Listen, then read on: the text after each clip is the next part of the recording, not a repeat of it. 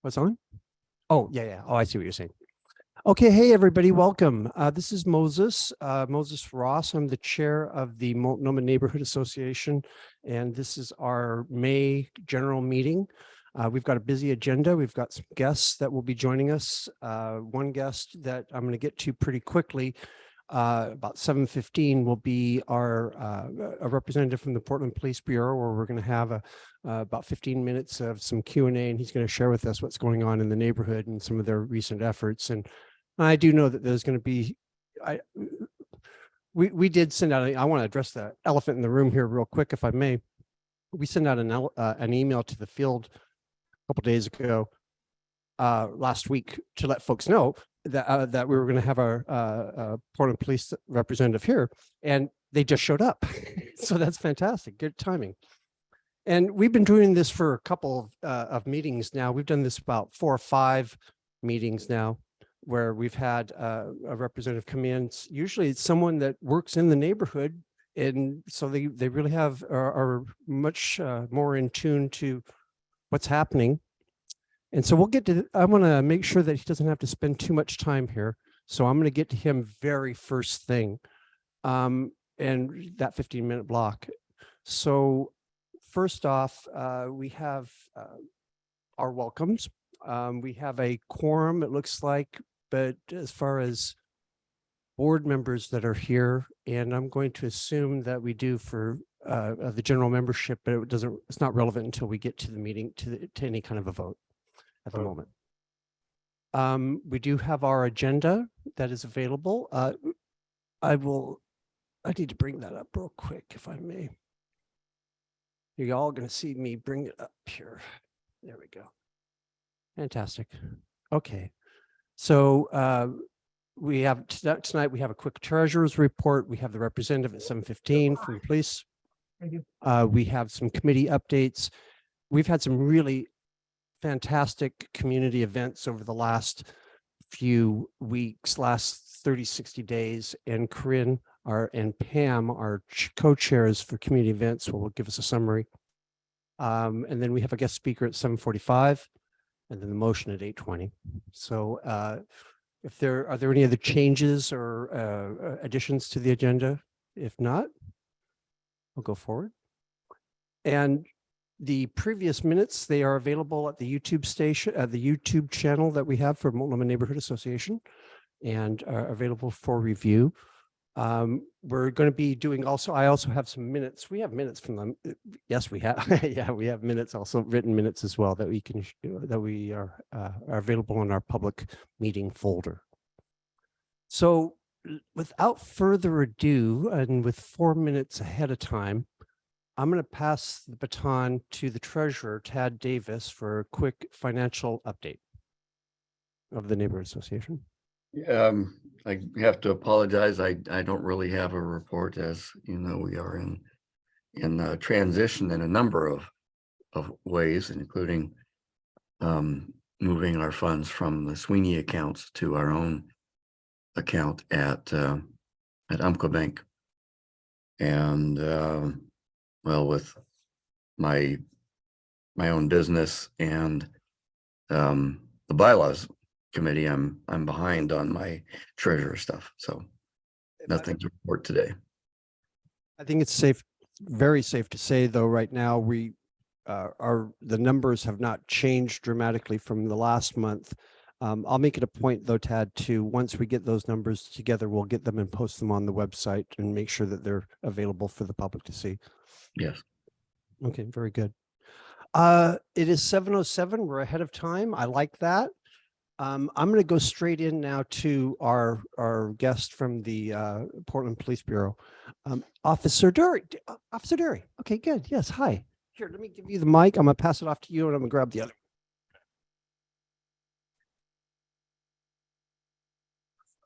Just share with us. Is there anything of note that you'd like to share besides the real big elephant in the room? The real big elephant in the room. The things I really want, just to, as we're coming into summer, people's habits change during the summer. We get used to winter months, cold, dark, gray.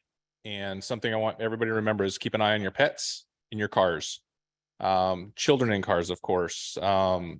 As the temperatures change and they vary so drastically this time of year, we were 46 degrees tonight and we're coming into 90 degree weather, that kind of thing.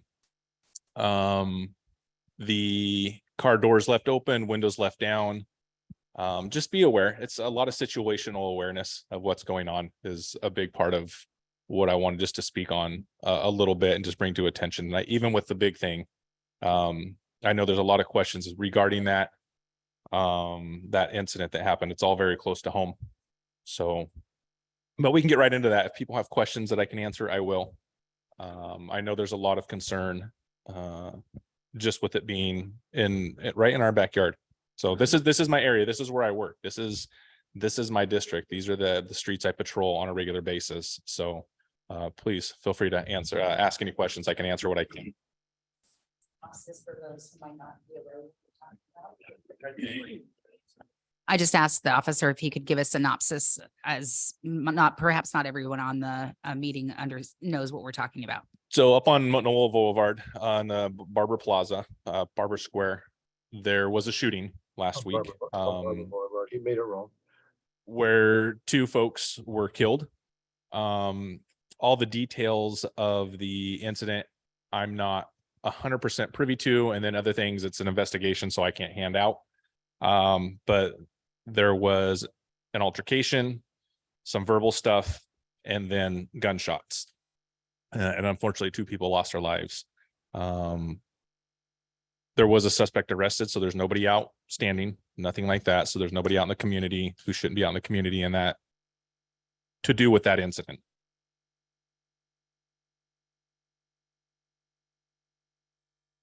See these things happening in a lot of different places. And so just since we're already getting into it, about a year ago, one of my officers, one of my coworkers did a study, and it was very eye-opening to see the relation. What his study was, what he was directed to do was find and associate and find all victims for this kind of violence, whether it was knife violence, but some kind of weapon violence, and how often the victim was also perpetrator and perpetrator was a victim. And so the general population and the general public who don't have to interact in different social circles aren't at risk as folks who live that lifestyle, I guess I could say. It is very, very sad that victims are often suspects and suspects are often victims. So but the things that we can do to kind of mitigate, I guess, our risk as just individual citizens in the community is, again, situational awareness. You know, I'm not asking everybody to be hyper aware. Like, that's not your job. That's not what you should have to do. But we all get that little tingly feeling on the back of our neck sometimes when there's something happening. And oftentimes it's good to listen to that, whether it's distance yourself from the situation that you see occurring. Be a good observer and be a good witness from a place of protection. Remember that a car or a wallet or a watch isn't worth your life or somebody else's. And so we all have that inherent thing in us. It's mine. I need to protect it, but sometimes it's just not worth it. So keep that in mind. But look behind you when you're getting out of your car. Look behind you when you're stepping towards your car, when you're going to your car. If you're alone and you're walking up to it, just take a look around, see who might be watching, see who is looking for an opportunity to take something. So you can do that. Just doing those little things will help you be more aware. Park and lit spots, those kind of things. It's not the end all be all Band-Aid fix, but it will help. So Good. Certainly. Yes. Fire away. I'm just curious because I'm only seeing what's been reported, and you may not be able to confirm or deny this, but there were some reports that this was a shop owner up there that was defending his shop. So I'm curious about that. And there was another report that said they knew each other. So I'm also the suspect and the victims. Right. So I'm just curious about both. I don't have that information. Okay. that just, it hasn't been made public as far as the investigation goes, since it's just ongoing. I mean, it's in the courts, and so it's in their hands. So yeah, I don't know that. Well, if I can say something, this is Ken Zeidman. The reporting is that the victims were two brothers, and the relationship to a shop owner is that the tattoo shop they were cousins to the two brothers that got shot. However, it had nothing to do with the tattoo parlor owner. It was outside of JJ's Deli, and then I don't know any further about the fellow that shot the other two, other than there was a scuffle that ended in an unfortunate Right. event. Right. Yeah. I mean, there is the claim. It's in the news. It's a claim of self-defense of some kind of scuffle. But that's all what we've been. I don't know the relation. I know the two were brothers. We do know that, but other than that, I don't have any other information regarding their relationship to shop owners or who was the cousin of who. I appreciate you saying something, Ken. I am curious, is this in Southwest and on your beat? This is relatively uncommon, yes? Very uncommon. Very uncommon in almost all of our area. Our circumstances that we have had, that I've personally been part of, that have been some kind of violent thing like this, has been relationship stuff. It's been family stuff. It's not out in the middle of the street. These kind of things typically happen in a home type of thing, kind of violence, versus out in the street, random citizen thing. So it's not common at all in Southwest. No, we don't see much of it down here. And that's good to hear, actually. In just expanding on that from your perspective, what is the common thing around here? What is the most prevalent type of that you see? My most common call down here is suspicious person, suspicious car, and domestic violence. Right? Those are the big ones that we have down here. And I say domestic violence, but that is a very encompassing. That can be a couple in their backyard arguing, and a neighbor calls because they hear a loud argument, and it is nothing more than a domestic disturbance with no crime. Right. That's probably more often than not that call. I go on, I knock on the door, and they're like, we're just having a heated argument. There is no problems. There is nothing else going on. And that's all that turns out to be. Those are probably more often than not my common call here. That and petty theft, just something stolen out of my car, something stolen from my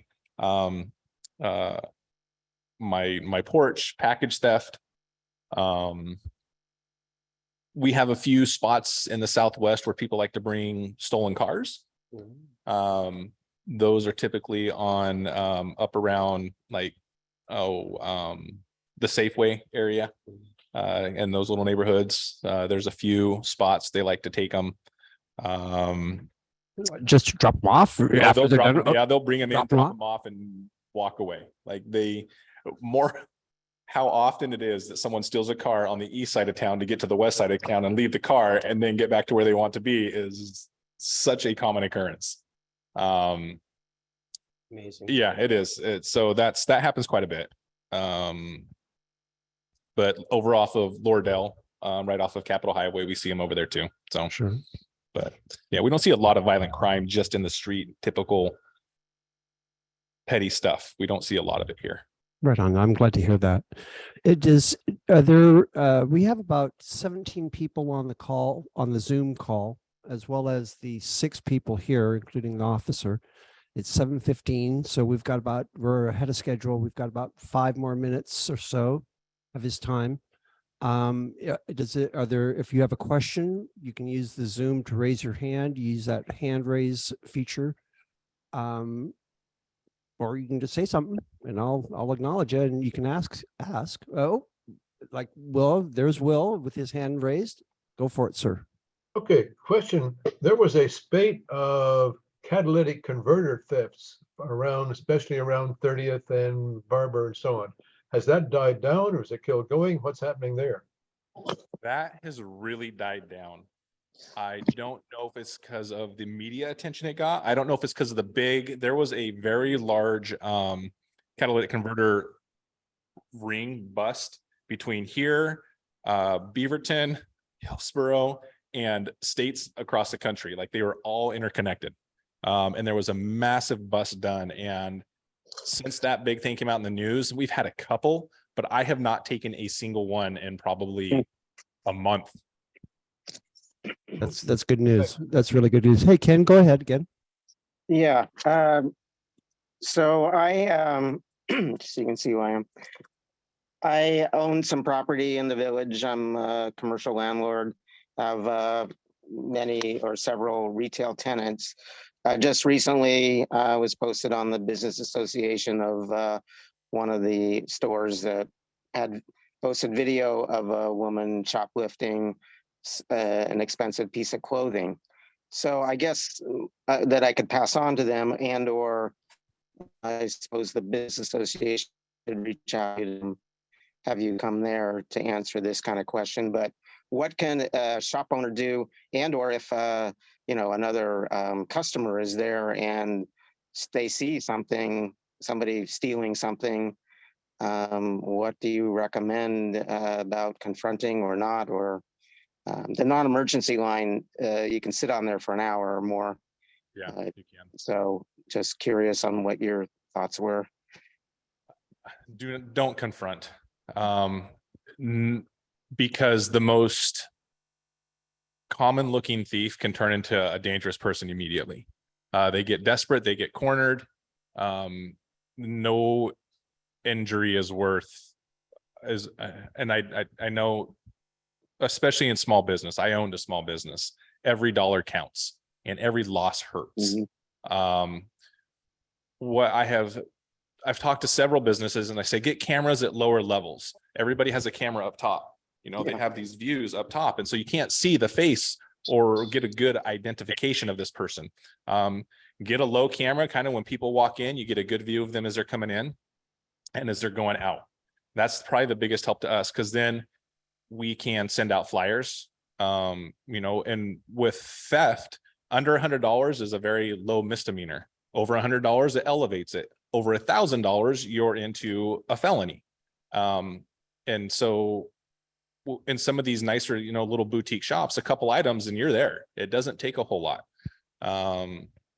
We will do what we can to find that person and put them in handcuffs and get them in the process of starting to be adjudicated. Where it goes beyond that is always a long and painful process, right? It takes time. Because not only are we understaffed, everybody else is understaffed in that whole line from beginning to finish. But be a good witness. You know, if you can see them and get a picture of them, fantastic. That helps us. If you want to, and you're courageous enough to kind of peek out the door and follow them and get a direction of travel, any of that little bit of information helps. I know the wait times on non-emergency are bad. You know, we're trying to do what we can in that arena as well. We have BOIC is trying to hire as many as they can to get dispatchers. It's just, it's everywhere, but people can be their own judge of, you know, I can handle this. I can grab it back. I can rip it out of their hands. If a person fights back, as soon as they fight back, in order to get that item, it goes from a theft to a robbery. And that's a whole nother level of crime that elevates it as it goes to our reports and how it goes to the DA. It's not just a low level misdemeanor anymore. Now we're at a robbery, but what do we want to cause? What risk do we want to take over an item is just kind of where it comes to. But cameras at eye level are great. Being good witnesses, you know, make the phone call. And if you can't make it now, you can always make it tomorrow. You don't have to do it at the moment. So Thank have you. my recommendations. Good answer. Thank you. Thank you. One last question. Phil, I see your hand up. Yeah, hi, can you hear me? Sure can. Yeah, thank you. So I live near Spring Garden Park in Southwest Dolph, and I regularly walk around the neighborhood and around that park. And quite regularly I see what appear to be abandoned vehicles on Dolph by Spring Garden Park. And also quite frequently there are cars without any registration or well expired registration or licenses. License plates is what I mean. Do you recommend though I take note of those vehicles and report those vehicles to the police? Absolutely. To the police or to parking patrol. Parking patrol, they'll go around, especially if a vehicle's been there for a certain period of time. They'll come around, they'll check the VIN, they'll check the tags, they'll lay citations on there if they're parked on a public property and they're expired tags, they'll lay citations on. They keep record of that. If it's a vehicle, and they'll run the VIN number and let us know, hey, this is a stolen vehicle. It needs to be towed. This is a hazard vehicle. Windows are broken. It is not difficult for me to define a vehicle as a hazard. If it's left open, kids can get into it, trap themselves into it. There's broken glass somewhere. It's leaking fluid. Call us. We will tow that because that vehicle is a hazard to people. It's a hazard to the environment. We have a little bit more freedom in that now. Also great news. You guys have probably seen the reports. Our traffic control is starting up again. We have a traffic division beginning again, and they're going to be out. They're not going to be in full force as they were in the past, but they are starting. So that will help with some of the, I mean, we've all seen the madness in driving. We have seen a definite change in habits of driving since we have lost our traffic division, and that's coming back. So that'll, hopefully they'll get out and they'll get busy. Well, Thank you. Thank you. Just one very quick follow-up question. How many Go ahead. officers do patrol in the Multnomah Village area? 3. We overlap. So there's 3 during the day, and then we'll overlap 2 hours. There's 3 in the afternoon, and then overlap, and there's usually 2 or 3 at night. At night, it really does slow down in Southwest. So we need to allocate those resources to other busier parts of the city. But typically there's 3 officers out here. Thank you. Yes. that's really good to know. Thank you. It is 7:25 in the spirit of staying ahead of schedule here. I think we've taken enough of your time. I heard a story here the other day that I don't know if it was you, Beth. I don't want to steal. Beth Omansky, our vice chair, shared this with me, and I don't want to steal your thunder on this. But one of the officers that had attended a recent public safety meeting at Sweeney, while they were there talking, received at least 5 or 6 calls. You know, and so my point is that your time is precious, and we appreciate you being here. I am happy to do this. This is what I envision policing is being part of the community, being community oriented, and it's a community policing thing, right? We all need to be informed. We all need to be part of the process. We all need to be part of the solution. And this is how we do it. So Right on. thanks for having me. I appreciate Oh, it. absolutely, Officer Derry. Thank you. All the best. Stay safe out there, man. Okay. Traffic control. Now, isn't traffic control the guys that on the bikes, or is traffic control the parking meter? Crazy. Huh, okay. All right. Good stuff, folks. I really appreciate your time and as we went through that. Next up on the agenda is our committee reports. And I want to swing it back over to some of these community events that we have been really excelling at lately. It's been kind of fun. On the agenda, I had, if I can go to my agenda here real quick, is Corinne and Pam, and I don't think they're on the meeting tonight. I don't think they are. So what's that? Corinne is on her way. She's out with a family event. She gave us a text message. Okay, cool. Well, how about I do this? Instead of going with community events first, Will, I'm going to have you go ahead. We'll do equity, then we'll do public safety, and circle back to Corinne at the very end. And with the objective of at 7:27 right now, wrapping up the reports by 7:45 for our guest speaker. I think everybody has about 2 Okay. minutes. Okay. I'm on. So, Will, go ahead and let's talk about the equity committee and the motion that's coming up in new business and our guest speaker. Okay, well, first, my basic philosophy of equity is it should be built into everything else. So I shouldn't have to do much, especially equity.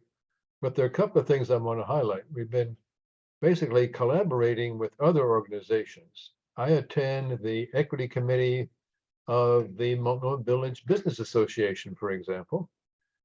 And there are other neighborhood equity organizations that I'm getting in touch with, and generally trying to make special efforts where it's essentially, equity is real simple, treating people right. And that's the starting point. Getting there is a lot more complicated, but that's what we're doing. And we are, as a neighborhood, that's what we do. We treat people right. We help get a neighborhood where people do. The specific we'll be talking about later with our guest speaker when they come is the Southwest Equity Coalition, which is specifically dealing with racial equity. It's very rare to have an organization in our area that is devoted to equity in a fairly unique way. I think Mohamed Al-Najjar will go into just what's happening with that organization. But it's designed specifically to deal with developments which become gentrifications and kicking out people of lower income, housing and so on. That is all too common. How can we have a major development, and the Southwest Corridor is in for some major development and greater density, and still keep the people who are here safe and welcome no matter who they are? It's a pretty big lift, and it's a pretty interesting organization. Then if we do vote to join it as a member or a partner, we will have a say in the game as the development takes place, that we're already in favor of keeping the neighborhood livable, safe, charming, and open to a whole lot of people. It's not about density. Density we got, that's happening. The zoning has changed, but how that density is developed makes a big difference. And so that's where we are right now. I'll stop right now on equity. Are there any questions or comments about what we're doing as equity in the organization? Very good. Okay. Thank you, Will. Thank you very much. And we'll be talking more about this here at length here at with our guest speaker, of course. Next up, let's talk about Beth Omansky. Are you? Can you go ahead and unmute and we can talk about public safety? I've got Patrick here as well to talk about the graffiti too.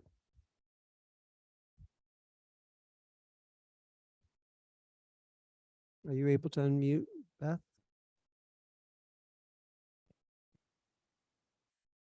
Where are you at? Where did I see her? Oh, I don't see her here. Okay, I tell you what I'm gonna do. I'm shifting gears here real quick.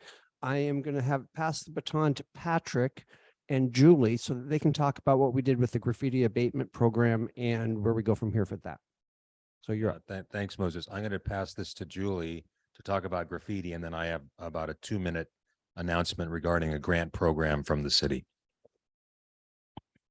Hi, yeah, so we scheduled and held our first annual graffiti removal scavenger hunt on the 16th of April, and it poured rain, but we did have some enthusiastic neighbors attend, and they were given photographs of a bunch of tags that were already identified and a map.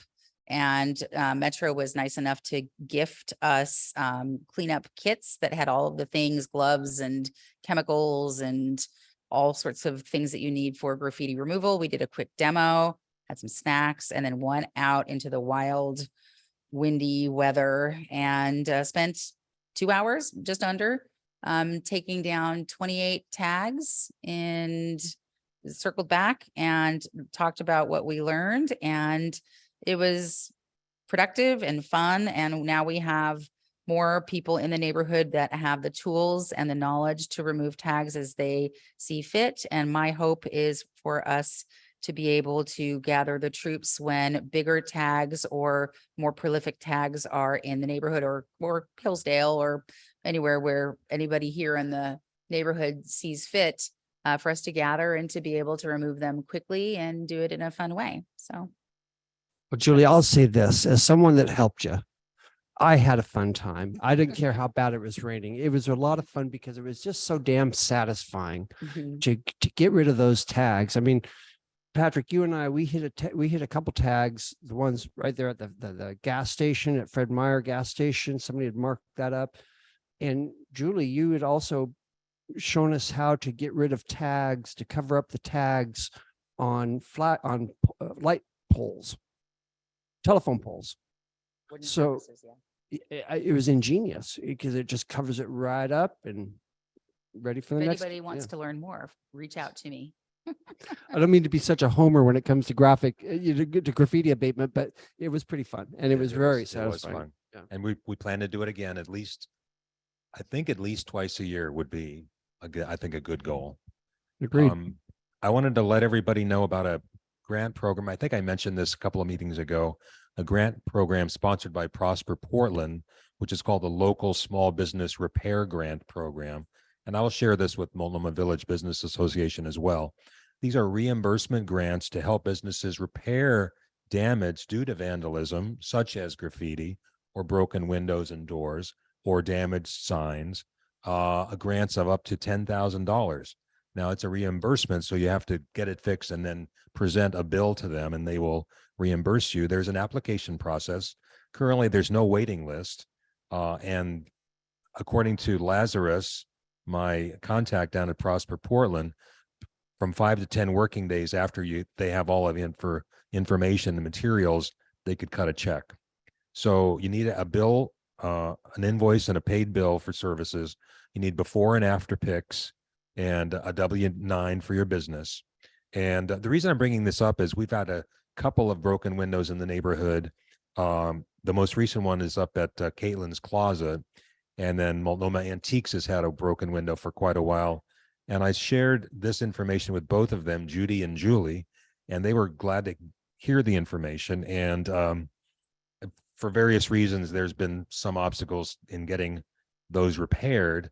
But just like graffiti, I think the sooner we can get these windows, or they can get these windows prepared, it's aesthetically better, and it's also it discourages other vandalism and other property damage. So I'd be happy to get that link. It's very easy. It's just Prosper Portland and go to the grant program, and it'll be under local small business repair grants. And it sounds like a pretty easy application process. So thanks for that. And again, we can share that with the MVBA folks as well. Good find. You know, and I love about that is I agree with you about the need to get those windows replaced very quickly, as soon as they can, because it's just discouraging, not only for the vet and for the business, but to see, it's like driving by the antique store. That just breaks my heart that they have to have that wood up there, you know. So this would be a heck of a way to do it. All right, good stuff. Peter, I see your hand up, sir. Yeah, Patrick, Julie, thank you so much for all the great stuff you're doing. Patrick, is the grant, does an application to this grant program, does that then authorize us to submit projects, or are the applications incident by incident? It's by incident. And again, the materials for the grant include a finished work. So it's not a proactive, it's more of a reimbursement type grant. Yeah. Does that answer your question? Yeah, thanks. And also, where your graffiti removal, was that like all over the neighborhood, or was it concentrated around Safeway or Barber? So we mapped out the entire what Google Maps says is the neighborhood. So basically Safeway to Walgreens to Gabriel Park to Friar Tuck's. And and by the way, those 3 remaining, I took care of like the next week because I wanted to get all 30. So good job. And you know, Lenore, I see you. What was interesting to me about doing that was just the different, where they were all at. I'm just noticing I'm noticing graffiti now that I've taken it out. Yeah, exactly. I think what happens when you remove some, the rest kind of like jump out at you. Yeah. Agreed. Lenore, go ahead, please. Thanks again, you guys. Sure. I was wondering what might be the policy around the skate park? If anybody knows, like, is that something that Park and Rec has purview over, or is that something that the neighborhood could work on, or should we leave it because that's their space, or I don't know? You're just hitting all my buttons. So during lockdown, and with the BLM protests, that became a big place for graffiti.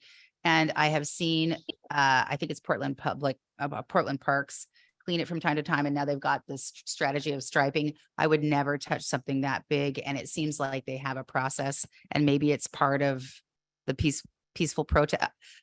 I wouldn't recommend that we tackle it, but I'm aware of it.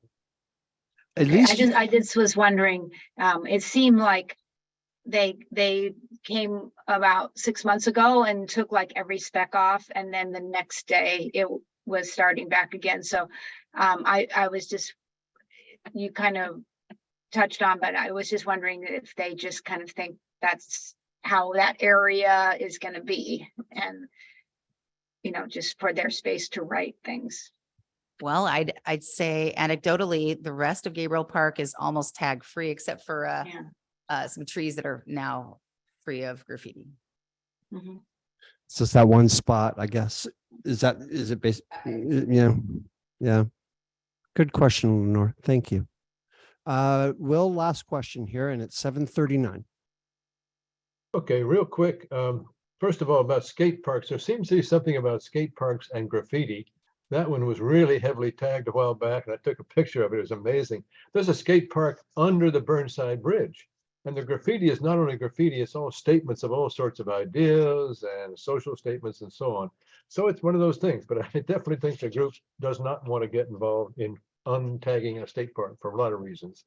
But another part of graffiti removal, we were walking down the street by the post office, and a street crew was replacing old stop signs. And I happened to see a stop sign which was heavily graffitied that the crew hadn't actually done.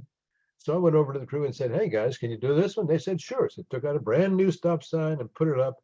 No graffiti. I didn't get my hands dirty. Didn't have the fun of liking it a rainy day, but it got the graffiti done. And by the way, that project has had more likes and comments than anything we've ever put up there. It's like 300 plus and climbing. It's a really popular project. Thanks a lot for doing it. Right on. There was a good write-up. I know many of you subscribe to the Sweeney newsletter. And if you don't, go to sweeney.org and you can get their newsletter, their monthly newsletter. They did a really, well, actually Patrick wrote it. They pretty much reprinted it word for word, but we put a press release in there. There's some nice photos, and it's a good summary of what we did. Thank you. Thanks. Amen. Good stuff. Okay, I've got 4 minutes. High priority here is do I see Corinne here? No. Okay, Stefan, hey, do you mind giving your report for transportation? What's going on that way? Hey, how's it going? Can you hear me? Sure can. Excellent. Okay, so not much news on the transportation side. We're still trying to pin down a date for the big ribbon cutting for Capitol Highway. The date of June 10th looks like it's not going to happen now. No one has said outright not June 10th, but someone at PBOT did say, what about July 1st? So no one has even said July 1st is the date. My guess is that they're not going to have two-way traffic on Capitol Highway based on the progress that I've seen on June 10th, and they don't want to bring a bunch of politicians out to do a ribbon cutting with cones going down the middle of the street. So that's maybe going to be July 1st, FYI.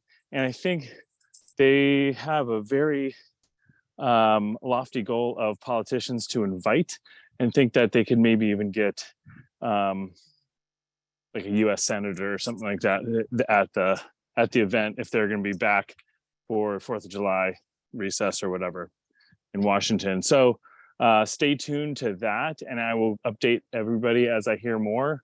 But I think it's going to be July 1st now. Also, you all may have noticed that 26th is now closed under the bridge. What is less apparent is that you can go around the first, if you're coming in from the Multnomah side of 26, you can go around the first set of road closed signs and actually get on that ramp that's called Barber Court to get you going on northbound Barber. So that's a kind of a neat little feature they've left open, at least for now. If y'all know what I'm talking about. And let's see.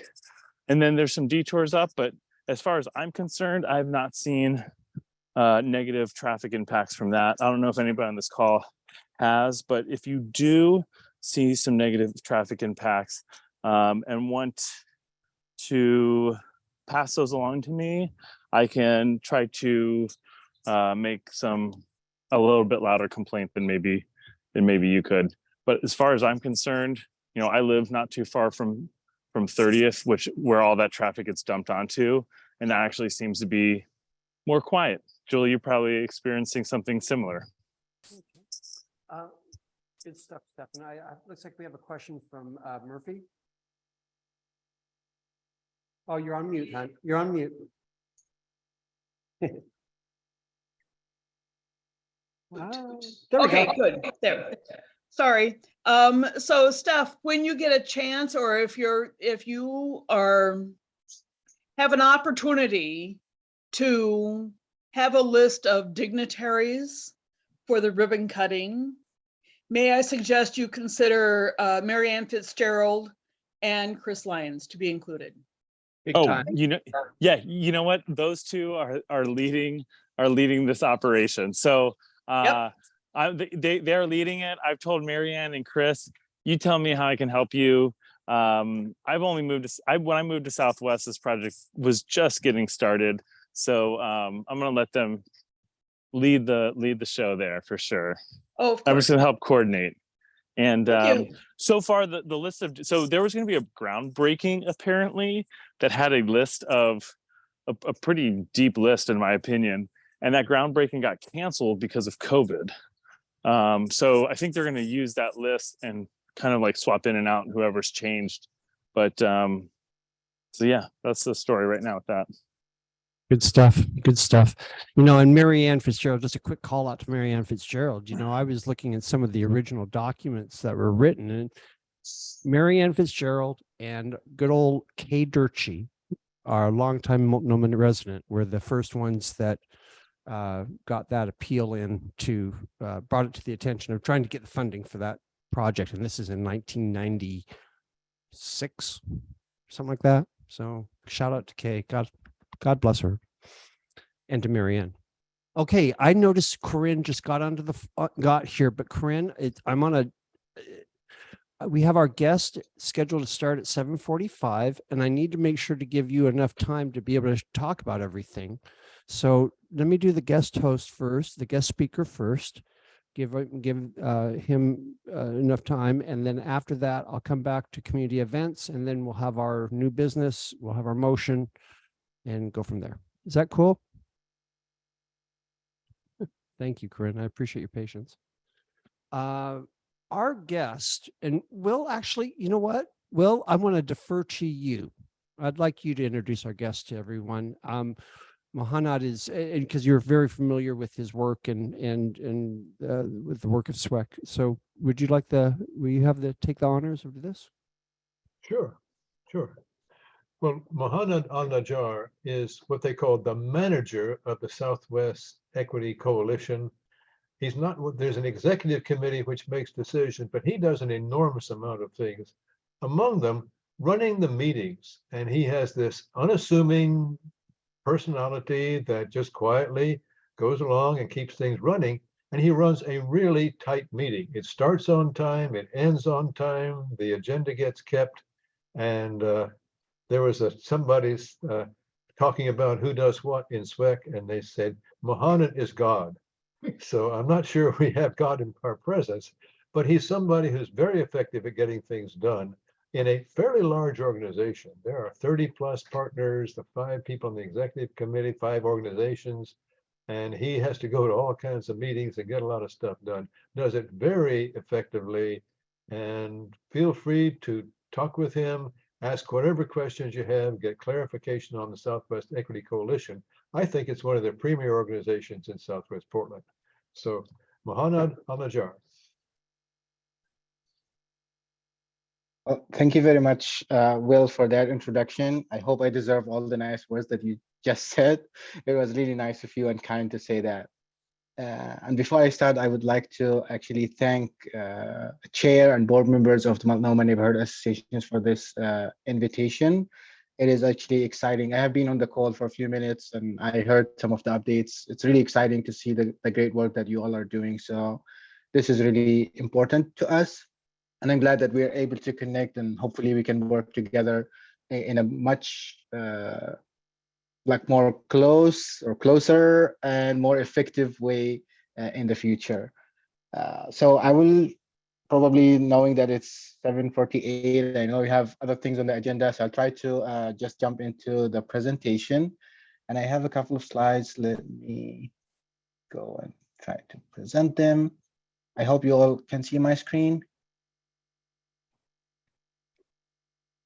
All right, so once again, this presentation is kind of like a high-level overview about the Southwest Corridor Equity Coalition, and we are presenting it here at your general meeting.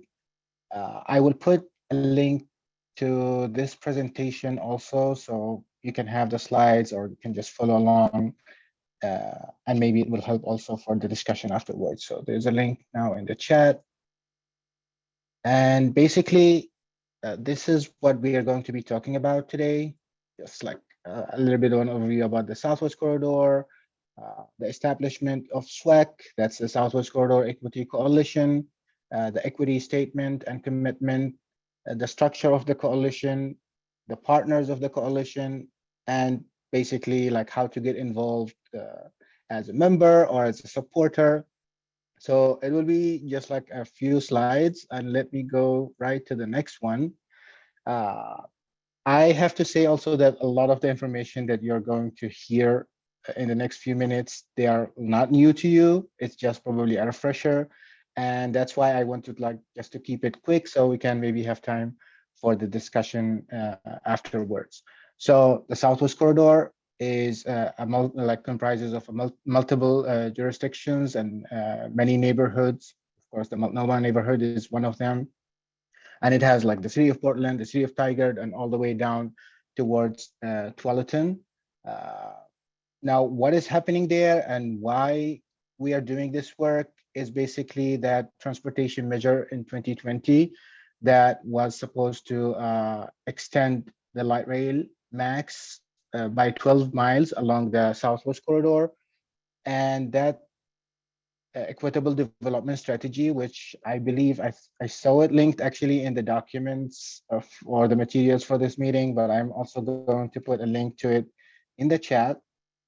So basically this Southwest Corridor equitable development strategy was kind of envisioned by Metro as they were planning for this light rail project, and they worked with a number of community-based organizations to put it together and make sure that they are putting something that will help make that project equitable for everyone who's living or using the Southwest Corridor. Basically, again, the idea of it and like why it was very important is the past stories and past history of how transit-oriented development projects actually resulted in a lot of displacement and gentrification for specific communities, mainly like the Black community, Indigenous, those who are like with low income, who were not able to cope up with the rising prices of rental or like buying a house or even businesses to stay in those areas. So they were forced to move. And I think Southwest Portland is one of the kind of the last places for those people to just like be there, and the diversity of the area. You probably have seen the increase in diversity in Southwest Portland and the Southwest Corridor in general. So that perception that used to prevail maybe like 10, 15 years ago is no longer the case in terms of talking about the diversity of the area. And that's why there is a need for that kind of equitable development strategy and for the work that we all do as partners within the coalition. And of course, we are trying to get like as many other partners to join us who can align and kind of relate to this mission that we have. So basically, that's like what we are doing and why we are doing this work.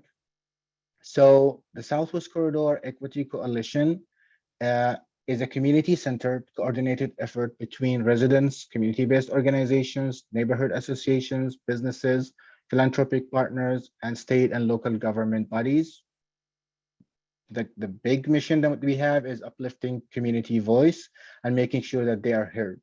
So when we say community-centered, it is actually community-centered. We try to involve the community in everything that we do, including decision-making, and probably I will mention this a little bit like with more details when we talk about the structure of the coalition.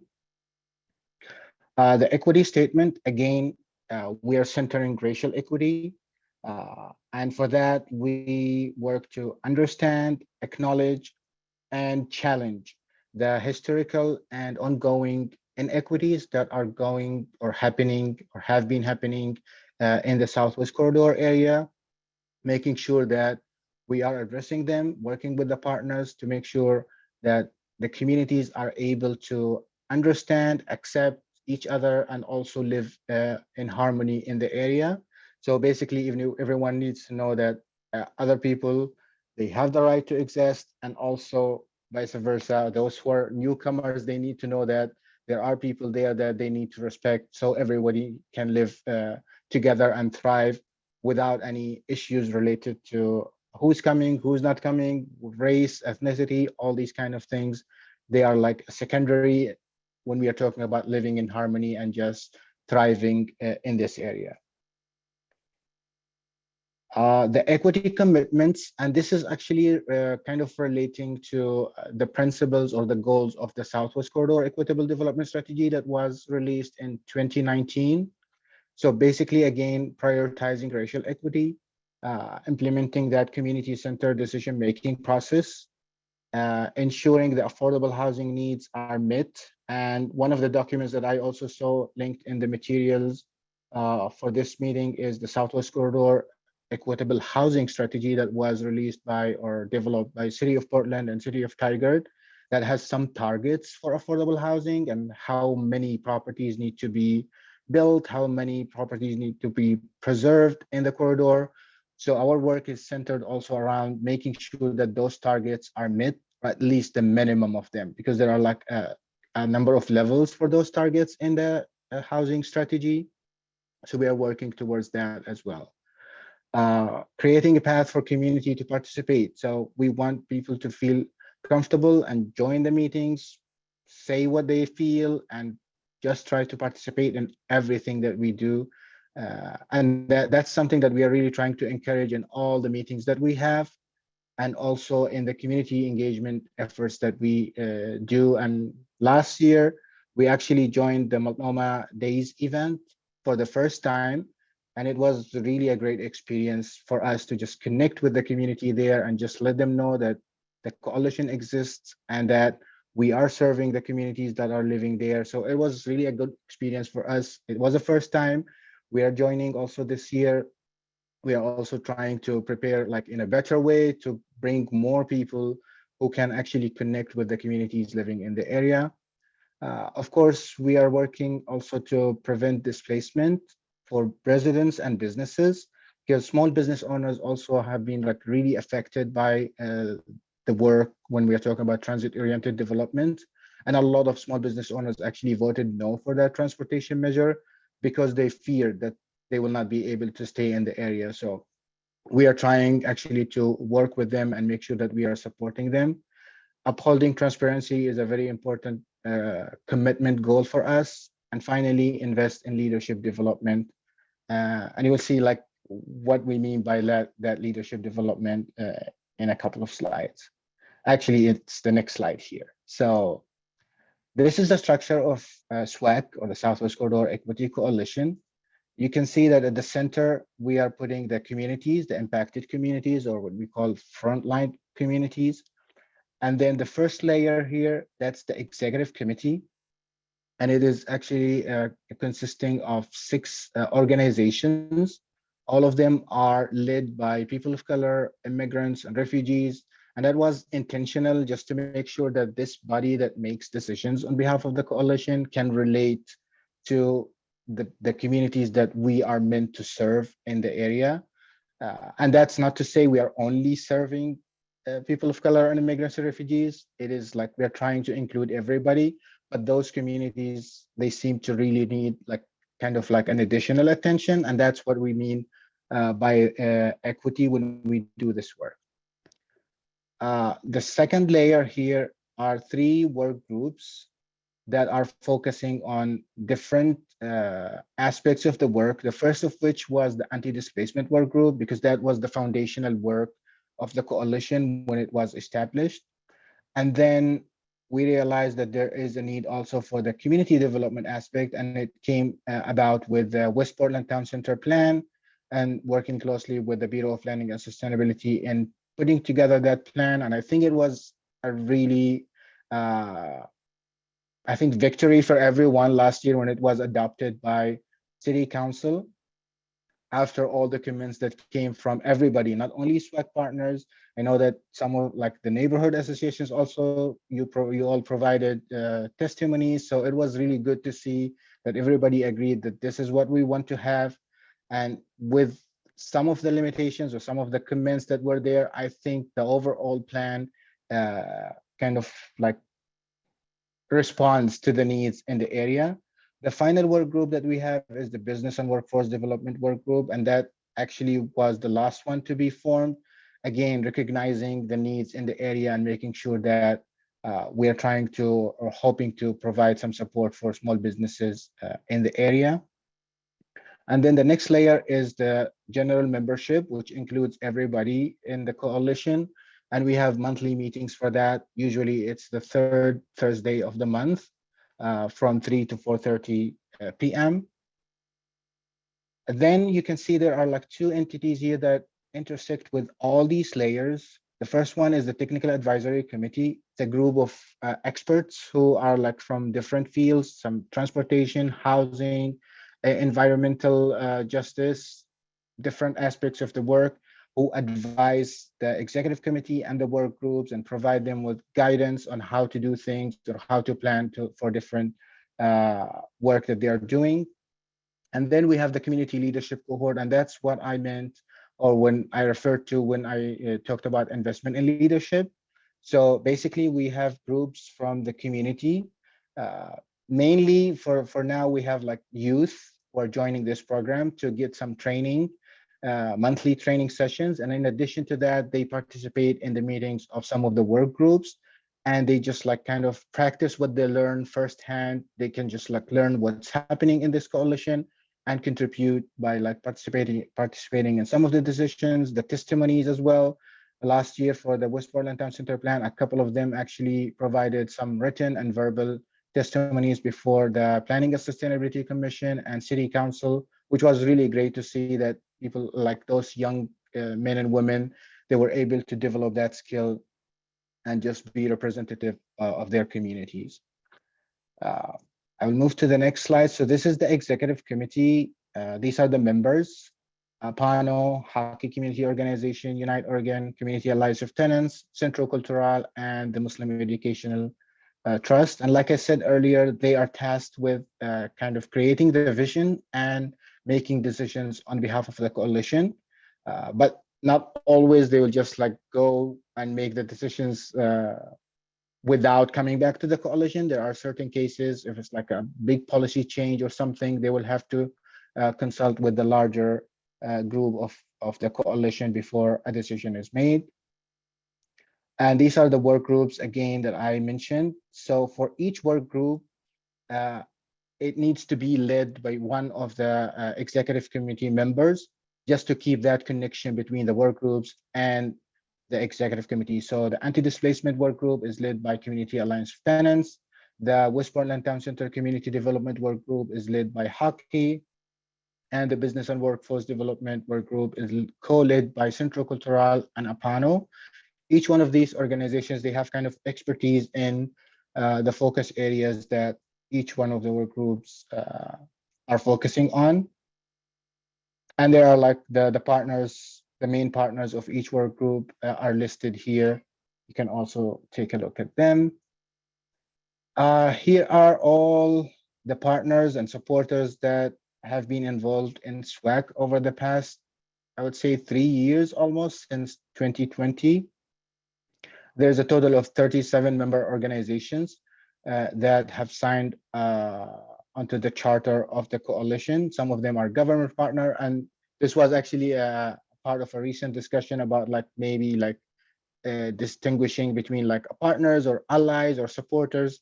So there is an ongoing discussion right now within the coalition and the executive committee to kind of revisit that and make sure that we understand clearly who's a member, who's an ally, who is a supporter. And there is also a different type of membership that we are introducing. We have introduced in the last update of the charter about like having individuals to be partners or members of the coalition. And finally, the slide that I have here is that we are actually inviting anyone who might be interested or kind of like have the same values, the same mission as our coalition to join us and make sure that they also contribute to this decision-making process that we are having, just to make sure that this area is equitable for everyone. And I have 2 email addresses here. The second one is my personal email address, and this one is a general email address for the coalition. You can just like feel free to email me, but that's after the meeting. Right now, I think we will just open it for a discussion with you all. I hope I'll be able to answer all your questions. If not, I will definitely look for an answer and bring it to you. But with that, I would like to thank you again for this opportunity and just accept any comments or questions right now. Thank you.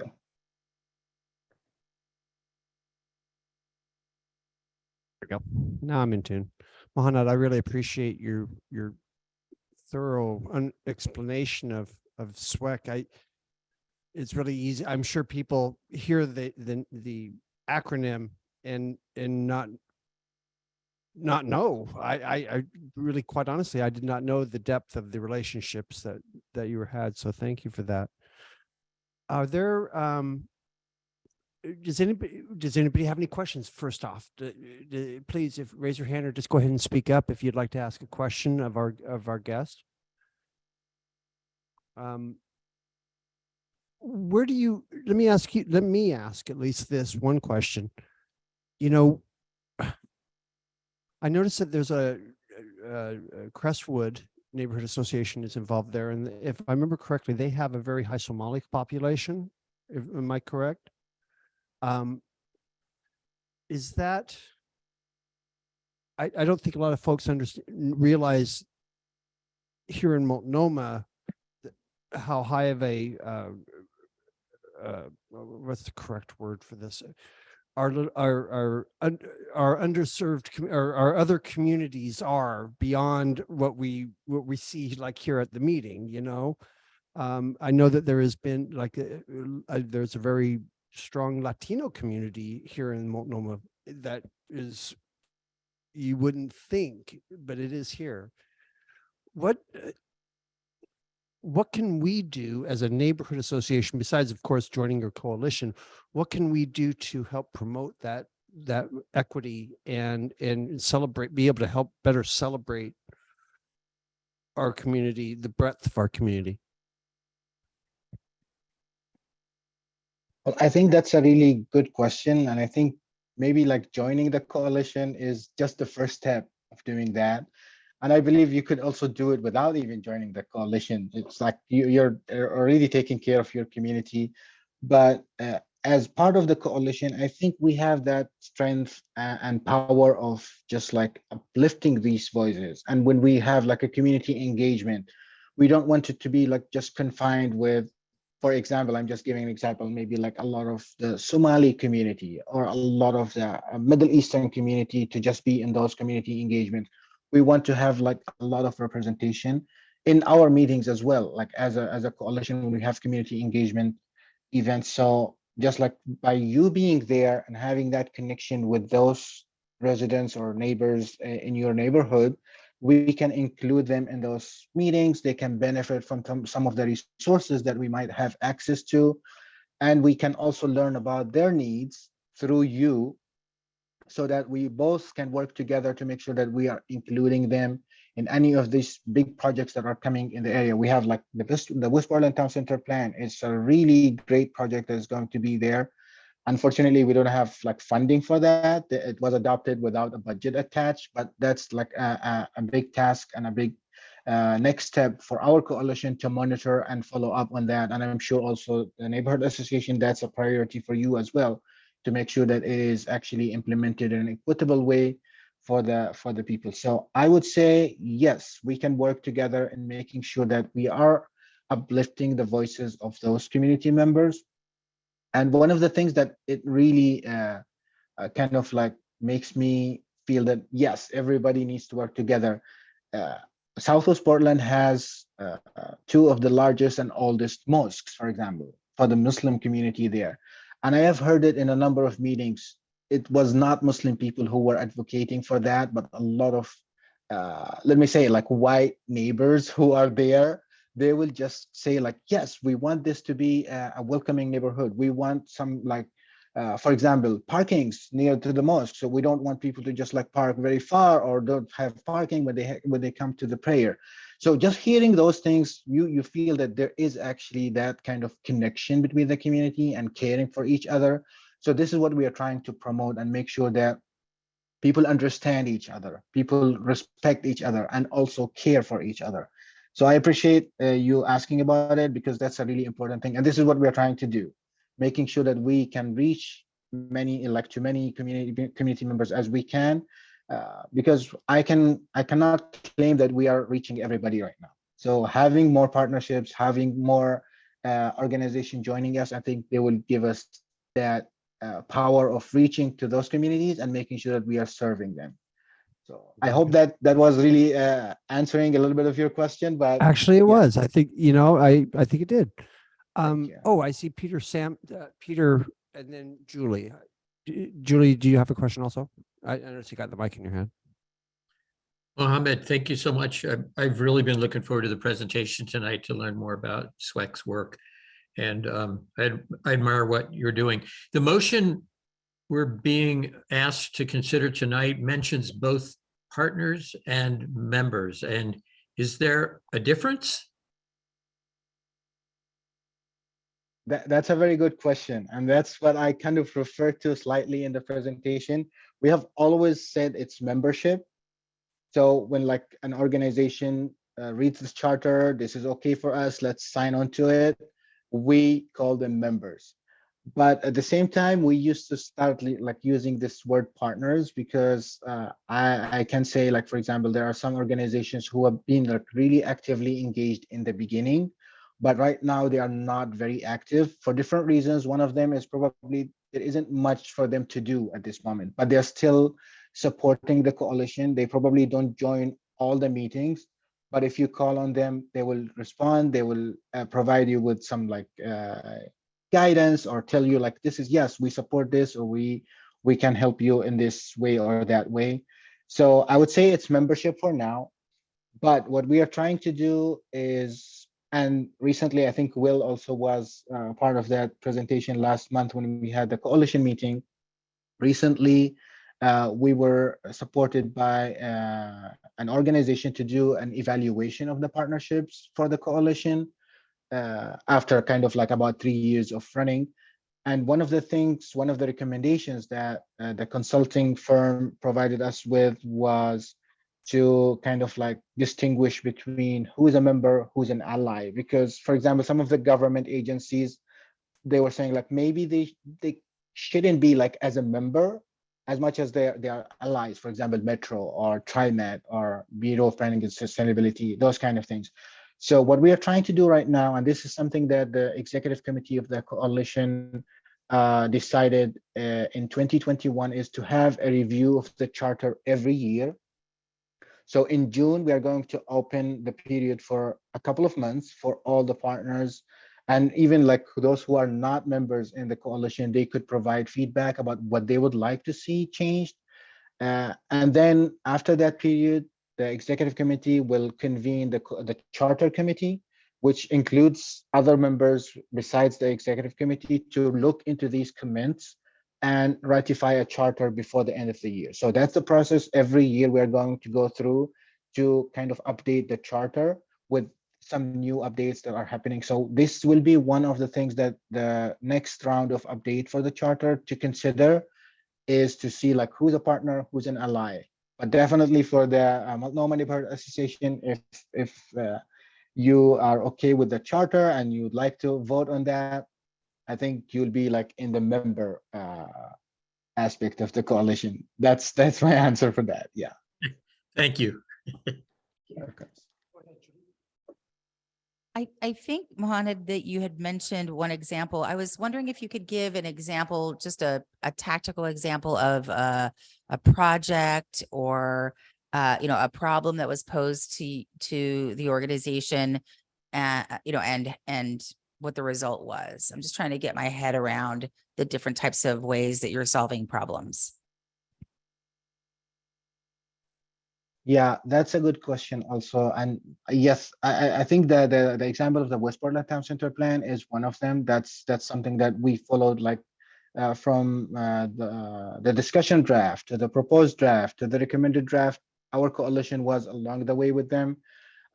One of like specifically about the West Portland Town Center, and perhaps I can mention other examples, but for the West Portland Town Center plan, when it was at the proposed draft level and the Planning and Sustainability Commission was discussing it, there were some concerns by the commissioners, and they were kind of like trying or thinking to propose some significant amendments to the plan, thinking that some of the proposed measures that the Bureau is introducing have not been tried or like used in other places. So they were worried, like, how can we implement this?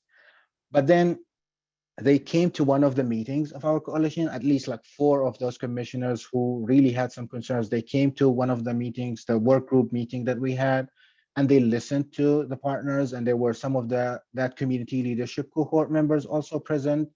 So they kind of like get an idea and explanation of why some of these measures were in place, because the community actually engagement efforts resulted in this is what we need, so let us try these kind of measures. And that was one of the things that helped them decide later on, okay, let us adopt or recommend. That time it was their recommendation to city council, so they recommended the plan without any significant changes after listening to those comments or like explanations from the coalition. Other aspects also is, like another example is those unregulated multifamily housing. This is like really a challenging topic that I wouldn't claim that we solved the issue yet, but we are working on that because we want to make sure that those multifamily properties are well maintained and also continue to be affordable for the communities. And that's a challenge that we are trying to work on with the landlords or the owners of those private properties, because the cost is high to maintain those properties. Or if you want to do like energy upgrades and make sure that you're making them like really livable for those communities, because a lot of them, they are cheap or like their rent is cheaper because the conditions are not really good for those properties. So we are trying to work with those landlords to have some kind of incentive programs from the state or the city to incentivize them in a way that will improve the conditions of those properties, but at the same time maintain the affordability of those properties for the tenants in the area. Again, I don't claim that we really achieved that goal yet, but we are working towards that. So I hope that also example gave you a little understanding of what we are doing. That's amazing. Thank you. Stuff.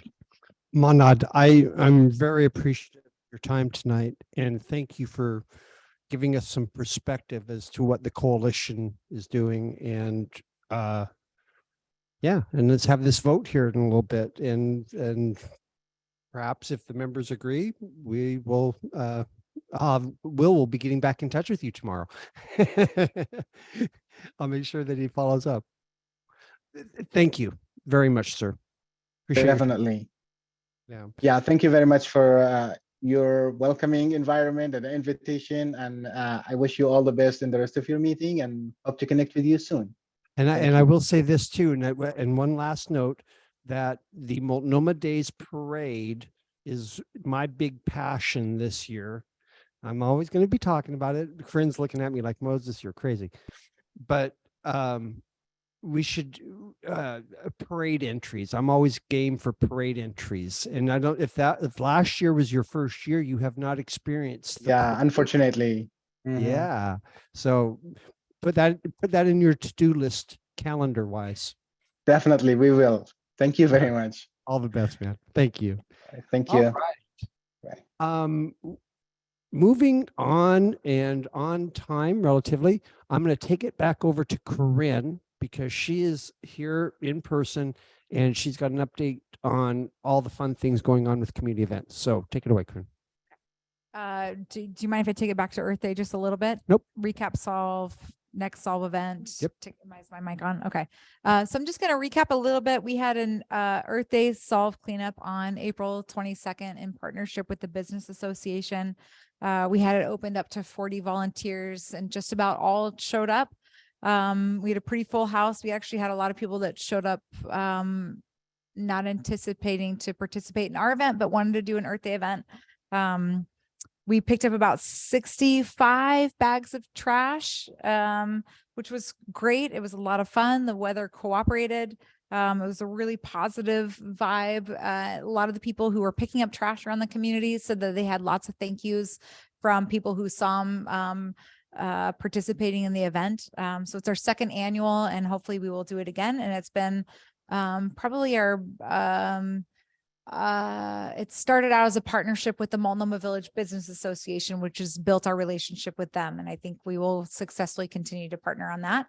Our next event stemming off of that Solve Earth Day event is we've heard a lot of people ask for cleanup underneath the Multnomah Boulevard and Barber overpass area where there's a small camp down there.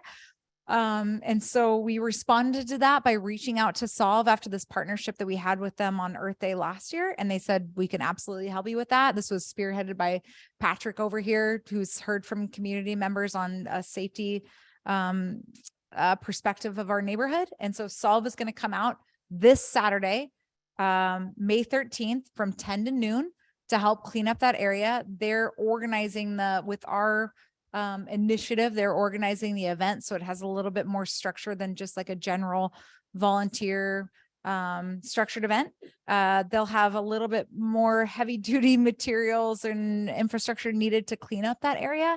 And it's a very small cleanup effort because the area is sloped on both sides of Multnomah underneath the Barber Underpass. We're only taking about 15 volunteers and we have about 5 volunteer spots left. So if anybody on this Zoom meeting wants to jump in on it, if they haven't yet, we have a few spots left, but be aware that it's less of a family friendly Solve cleanup than like what we did for Earth Day. And it's more like getting the job done. Solve also is very aware of the residents that live down there. And so they do a lot of outreach beforehand to let them know what's coming. And they'll manage the respectful aspect of communicating with anybody that's living down there, and we'll do our best to clean up around that situation. So, we'll do our best to get it dropped into the chat here tonight. It's also on our website. If you want to sign up for it, but there are only 5 spots left.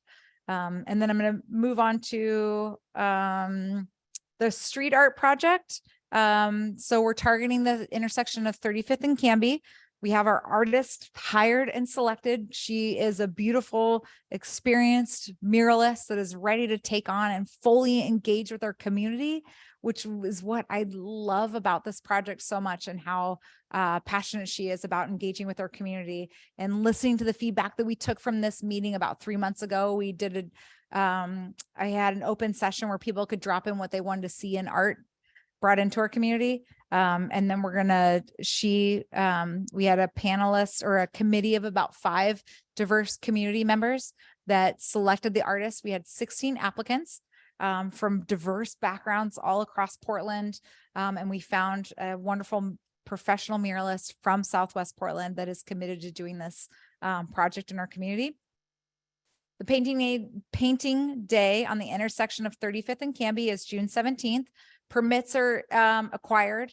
We've been working with PBOT and Civic Life to acquire the right permits for it. It's probably going to be a pretty fun event with artists and music and speakers. Civic Life and City Repair will be present.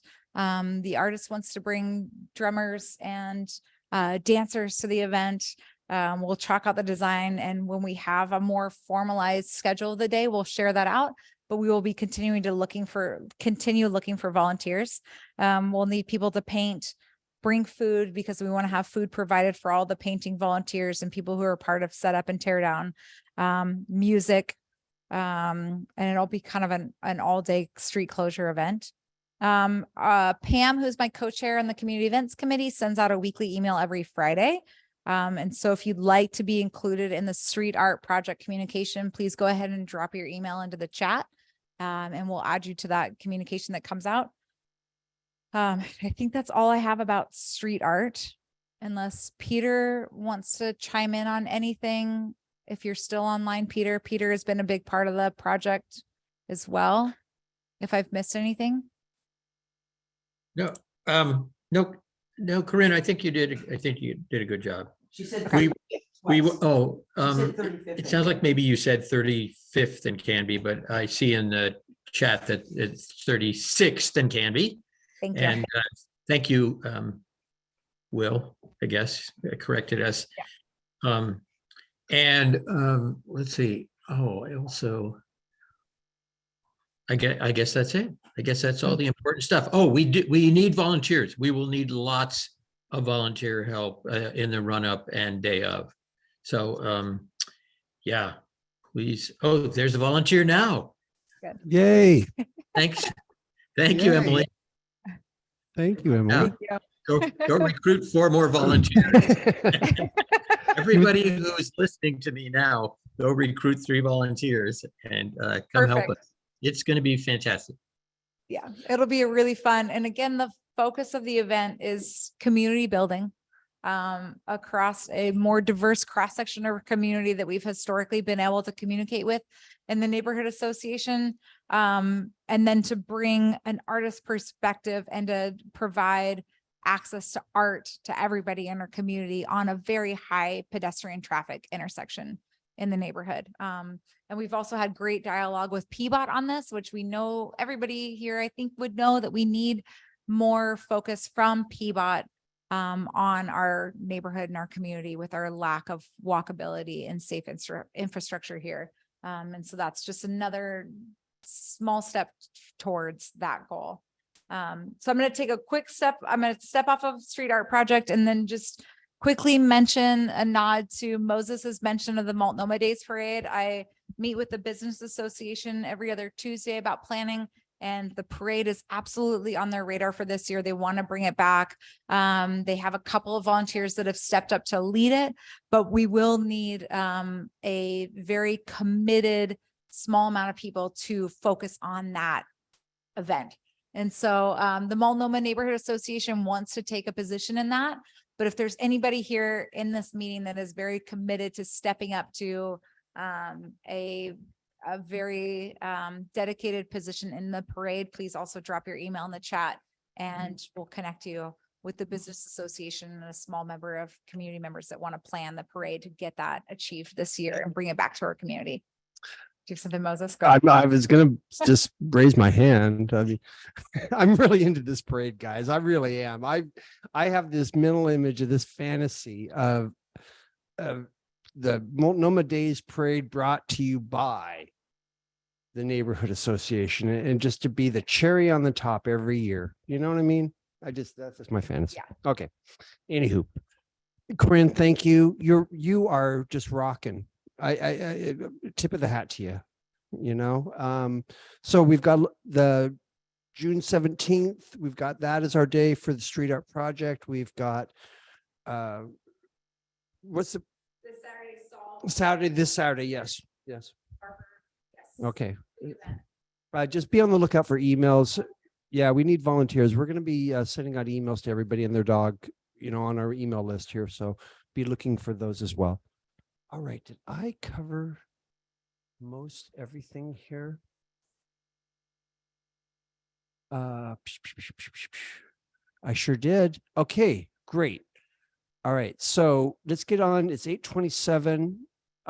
We do not have any old business to take care of on tonight's agenda. So I'm going to go ahead and, unless I am corrected, I'm going to go ahead and move on to new business. And the new business will be, is the topic of the motion that was presented by Will Fuller 30 days ago. And I'm going to let the maker of the motion talk about and share his screen about the motion and we can then start to go down that road. Okay, Will, go for it. Okay, great. Before we get going on the motion, let's make sure who's in the room that's a member to make sure we have a quorum. And we also need to record the members who are actually present by name. Okay? And this can be quick. We have a little more complication than most meetings because it's a hybrid meeting. So we have to count the people who are here on Zoom and the people who are in the room. So bear with me if we go. Yep, I heard something. Okay. I think Beth was going to I bet you $1, Beth was going to remind you, don't forget about her. Am I the only one on the, whoever's on the phone? Beth, yes. And on the phone, yes, Beth. Definitely. That would be part of the, anybody who didn't get counted by either the poll or being in the room. And that would be Beth among others. And actually, my wife and I, who are not on, we're not logged in as on the poll. So what we call credentialing, which is making sure the member credentials are there. Just briefly, a member is anyone who lives in Multnomah Village, Multnomah neighborhood, not just the village, but the boundaries of Multnomah neighborhood, which is basically from Barber to Vermont and from Capitol Hill Road to 45th, in that rough area. You may own a business in that area, or you may own real property, even though it's not a business and you don't live there. All of those qualify as members of the Multnomah Neighborhood Association eligible to vote. So we're going to put up a poll on Zoom, which gives you a choice. You will say whether you are a member or a guest. You don't have to vote if you're a guest. And if you're a member, is there someone else on the same login in Zoom? So you meet a second person. They also say if they're a member. We will tally all that up, count anyone on Zoom who wasn't caught by that tally, such as Beth and Edith and me, then see if we have a quorum. We also, we have one other part, since it's also people in the room, those people have to come by a raise of a hand vote or a quick count by Moses if you are there and a member. Okay, so the membership is the total of people who qualify on the poll, who couldn't go on the poll but are on Zoom, and the people who are in the room. If there are at least 10 of those, and at least one officer, which are a couple, then we have a quorum and the people are recorded by name and we'll go into the actual vote on the motion. Okay, any questions? Okay, so I'm going to start the first poll, which is credentialing the members.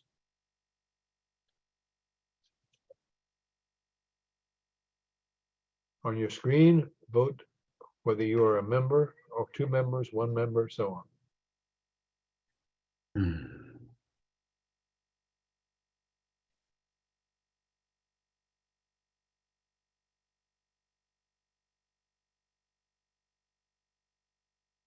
Okay, it went out to 8 people. We have 5 of them have participated. Where are the other 3? Is there somebody out there?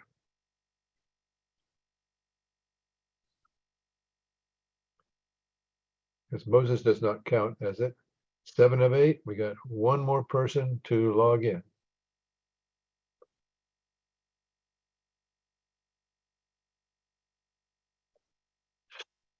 Okay, I'm not going to hearing from anybody yet. Any for the 8th person, going once, going twice. Okay, we're ending the poll now. Okay, now the results are, we have 2 people who are a single member on the poll. We have 4 people who are 2 members on the poll. And then we have someone with 3 or more members on the poll. How many are there? 3 or there more? 3, okay, 3 and 2. okay. So we got. Okay, so now people who were not able to take the poll, and I will share these results with you. Okay, I think now, the only Beth, you're here as a member. Yes. Okay, Edith and I, anybody who was on Zoom but was not able to participate in the poll. All right, so I count 2, 4, 5, 6, 7, 8, 9, 10, 11, 12. I see I think there are 12 people. It's a little hard to, oh, the people are in the room. How many members in the room?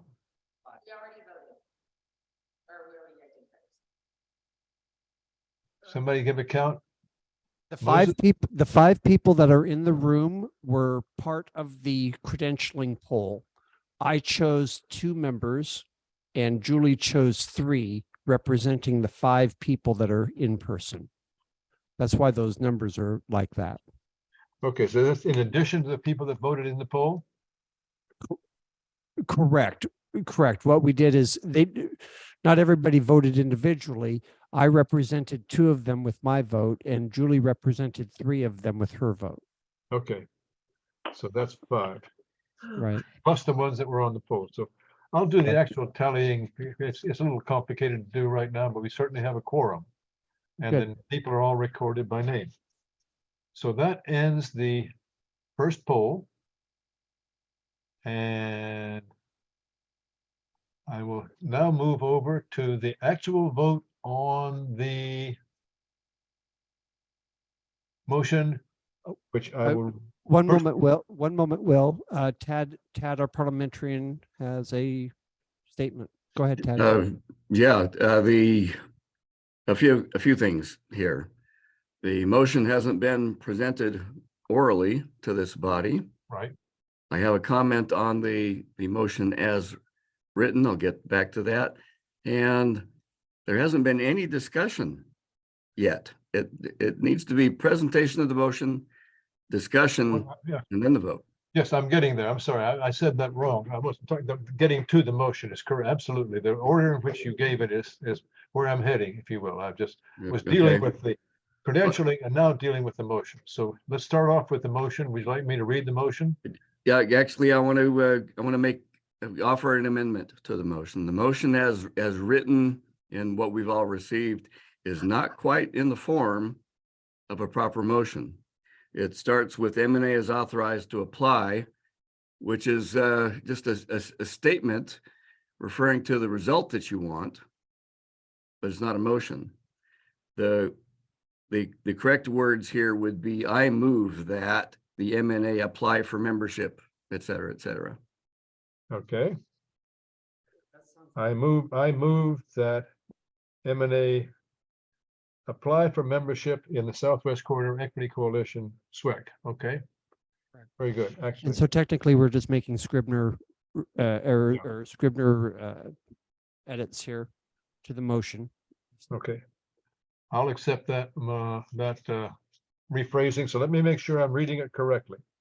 The motion is that I move that Multnomah Neighborhood Association apply for membership in the Southwest Corridor Equity Coalition, SWEC. Is that correct? Okay, so now we have a motion on the floor that's been presented by Will. There's always, when there's a motion, we have opportunity for discussion pro and con. Can we have you We first need have a a second. second? Actually, I need a second. I just got that from Beth Omansky, our vice chair. No, I Um, didn't second it. I said we need a second. Oh, I'm sorry, Beth. Okay. Do I hear a second for the motion that's on the floor? Peter Excellent. will second. Peter will second. Okay, Corinne beat you to it. So Corinne Wallace is seconded. And so now we have an active motion and it's open for discussion. Does anybody have any questions, pro or Yes, con? I have a friendly comment? amendment I would like to propose. Go ahead, Beth. Point of order. I'm not crazy for the word charm. There's 2 places in the motion that talk about charm. Is that correct? No, the motion has nothing about charm. It's simply that okay. one sentence. There's some commentary about it that talked about charm. Terry, okay, I'll take that back. Okay, very good, Beth. I see what I can see how that would Talk Yep. about that later. correct. Will had put supportive information argument in the document with the motion originally, and that's probably what you were hearing there. Yeah. I had an ongoing concern about us joining SWEC at this time because we're just a brand new 501(c)(3), and I thought we should wait several months, but Mohammed persuaded me tonight when he talked about the efforts that they have regarding housing. I was on the WPTC committee, and that was one of my ongoing passions on that committee was, what are we going to do about that housing? So that persuaded me.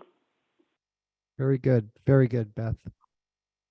Does anybody else have any comments, or is there any other discussion? I do show our treasurer, parliamentarian. Go ahead, Ted. A question for you, Mr. Chair. If this motion passes, who will you be assigning to proceed with that application, and who will you be choosing as our representative to SWEC? Well, my initial thought would be the maker of the motion would gladly accept that position to be our representative on SWEC because he's kind of doing it already. So I would recommend that. Are you recommending that we put that also in the motion, those actions in the motion? Or are those decisions that can be made afterwards? It's not a bad idea, but no, I just wanted to hear it said before we vote. Very good. Okay. We have a question from Patrick in the audience. I'm just wondering if there's any fiscal impact for M&A with us joining. Do we support them generally, or is there other kinds of support that we'd be obligated to? I can address that if you would. As far as I know, there is no membership fee and no sort of suggested but mandatory, quote unquote, donation. There's some time commitment, which is basically showing up at meetings and doing whatever you can within your limits and within your own mission, our own mission as an organization. In other words, if SWEC goes out and does something that really doesn't sit well with us, we are not obligated to support that particular action. It's a very important piece. Thank you. Very good. Seeing that there is no one else in the queue to discuss this, I'll go ahead and I'll close this and the discussion and call a vote for this. All right. Okay, so one more time, Will, then please repeat the motion and we'll have a vote. Sure thing. Here we go. The motion as amended is I move that Multnomah Neighborhood Association apply for membership in the Southwest Corridor Equity Coalition, SWEC. Very good. Okay. Let me ask this, if I may. Is there anyone that is voting that will be voting against this? As if there is not, I'd like to do this by acclamation where we just accept it 100%. So just to try to understand, or if they get a feel here, is there anybody that will be that is against this motion at the moment? So seeing none, I would move. I said we should accept this motion by acclamation, and so moved. That's easy. Yeah. Less technicalities. Second it. Do I have to second it? Ted, do we have to actually have a vote when I do it by acclamation? No, that was That was terrific, just like you did it. Cool. Textbook. Oh my New volumes will be written to follow your example. Cool. All right. Never get into an argument with a parliamentarian, I tell you. Okay, great. Well, the motion is passed. We will follow up with that. Will and I will be following up with that to get our membership, our participation rolling with SWEC. Thank you all for that vote. So last but not least on our agenda tonight, and it's 8:43. God, I time it perfect. We have 2 minutes. We have announcements, good of the order, things for the next month's agenda. Corinne? I forgot one thing about our painting event on June 17th, which is we're bringing together a civic life grant funded project and PBOT sponsored street closure event on June 17th to paint the intersection mural. And the hope is we will bring potentially some elected officials and invite Dan Ryan and Mingus Maps to the event. And that is my hope. So it should be a pretty good size street party event. And we want to continue to bring you guys information about it. And we hope to bring, again, some more positive energy to the Multnomah neighborhood and get some more focus on our community and the needs that we have here from our elected officials. And I forgot to mention that earlier. So I just wanted to tag that in there. All right, up next, Julie. I'm going to share my screen real fast. Hopefully, we'll see. I don't know. It was brought to my attention during the graffiti cleanup that there is a safety concern on the corner of something and something. Can you see my screen? Is that working? And so it's 36th and Capitol. And there was a longtime bus rider that was saying that it was very dangerous for the buses to come down here and turn because cars, this is currently a parking zone. And while I understand that there is very limited parking in the area and I hate it, I was asked by a community member to broach this request. And so I'm doing it on her behalf because she was unable to attend. And so I'd like to know if we should add this to our to-do list. I know that Beth Omansky, Corinne and I talked about it shortly, but I just don't know if it's small enough for us to just make the call and be done with it, or if we should add it to new business. My question would be, is this a transportation issue or is this a safety issue? If this is a transportation issue, I'd recommend Stefan and his big time connections. Be Patrick, because it's safety. Well, yeah, if we go into, yeah. We could work, or transportation and public safety committees could work together on it. What? Collaboration? Sounds good. I like that idea. Stefan. Julie, can you email me this picture here? I will send it all. And then can you connect me with the other person? I'd just like to understand it a little bit more and be able to dial in the exact request. I know that there's been a request to put in a stop sign in front of JP General for cars coming over the bridge, entering the village. And I followed up on that, and it's been in like a queue for, I think, over 12 months now. So that's about the priority of us to PBOT. So, but we can get this in the queue, and in 5 years, it'll get addressed. I kid. Yeah. Yeah. Thanks. But yes. You're being optimistic there, Stefan. Hey, make sure to get Beth as safety chair in that loop for communication. Okay, yes. Stefan. That address, I'm ahead. sorry, the email address is public-safety@mnapdx.org. And by the way, our email addresses, and just another general good for the good of the order, all of our email addresses are now going over to mnapdx.org as our domain. So we'll be sending out email notices to announce that to the world. And last but not least, Emily. Oh, no, not last. I have something. Oh, okay, Beth, I'll get you after Emily then. You got it. Hi, everyone. Glad to be at this meeting. Excited about the equity, the Southwest Corridor equity effort. I don't know how it works, and it looks like there's suggestions for agenda items for the next month's meeting. Is that true? Okay, Correct. If there's a so topic you'd like to discuss. this is going to depend on whether there's interest because it's not hyper local. I'm involved in advocating for climate solutions. The crisis is building. We won't solve it, but everyone, everywhere, planet-wide needs to do our part, right?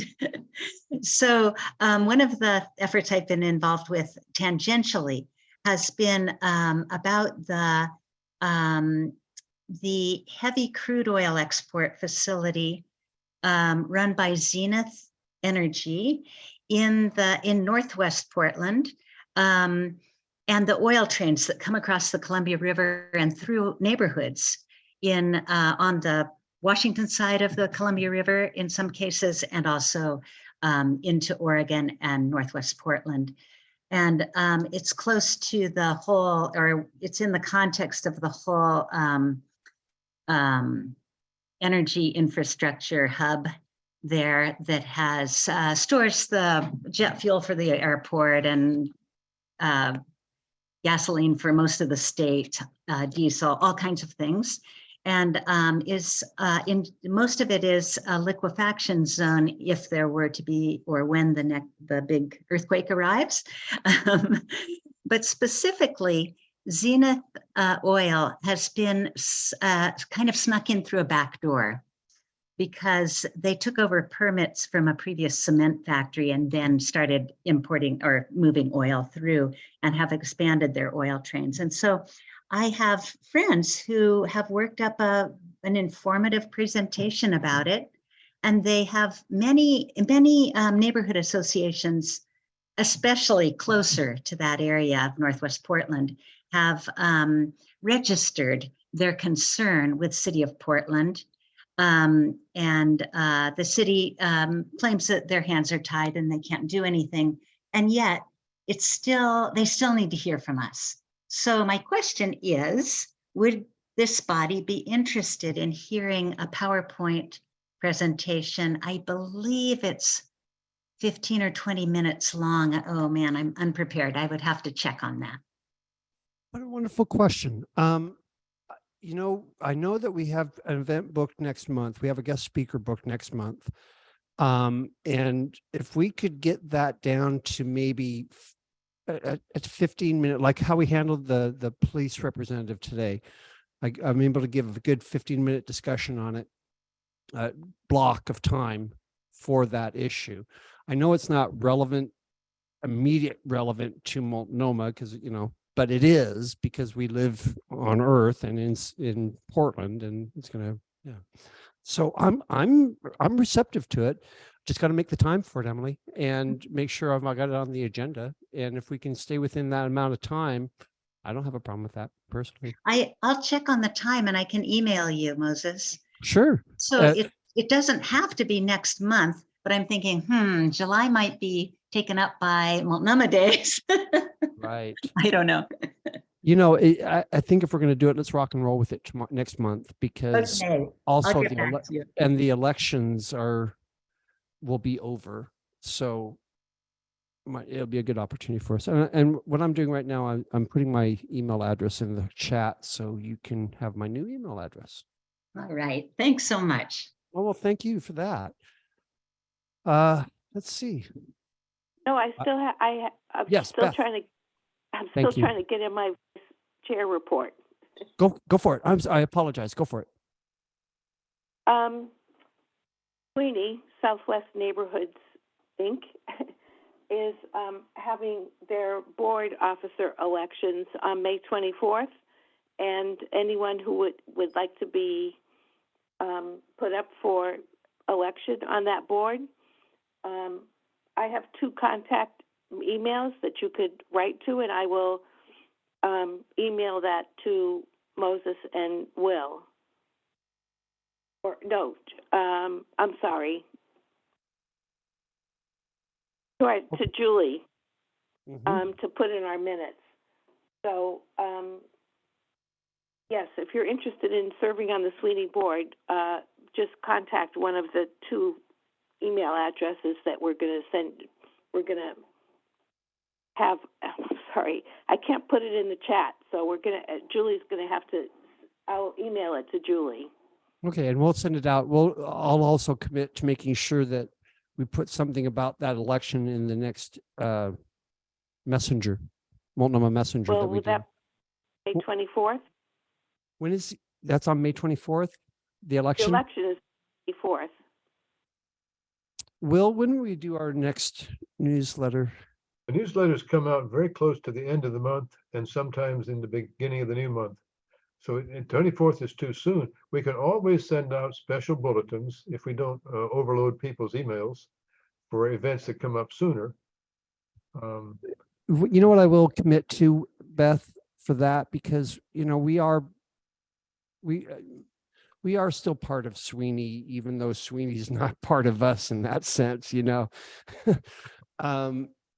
So how about we plan on something going out next week? We'll give an update. We can kind of give an update of this meeting. We can talk about that issue, the Sweeney board elections. But maybe by that time too, Emily, you and I could figure something out about when we could have our informational part.